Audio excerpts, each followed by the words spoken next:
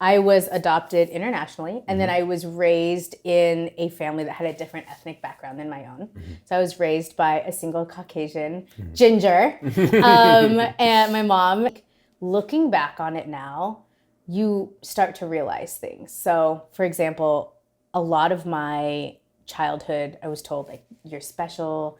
I was raised in a very religious Christian environment. It's like, you're special. This was like the path that God chose for you and things like that. And being adopted was being the path. adopted and having a second chance at life, a second chance at life.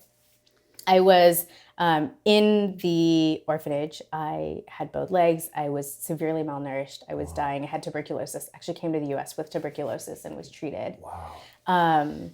And so people would be like, you're a miracle, you know? And I still think that I'm a miracle. I think we're all miracles. Yes. But kind of like looking back on it, it puts a lot of pressure on like, how do you show up with this weight of expectation, maybe?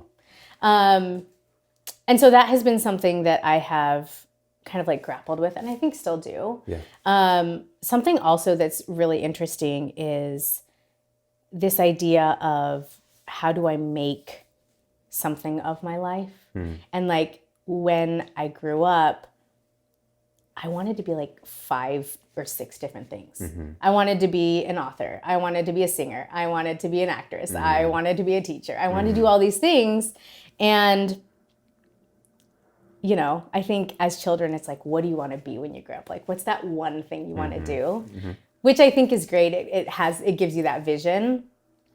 But it's also interesting because it's like, for me personally, I feel like I'm doing all these things outside of my job. And like my job is wonderful and I love it. And I am also doing all these cool things. I'm baking, I'm cooking, I'm, you know, teaching aerobics. I, you know, had my singing moment and got to tour Italy and the things like that. You know, it's like, it's so cool.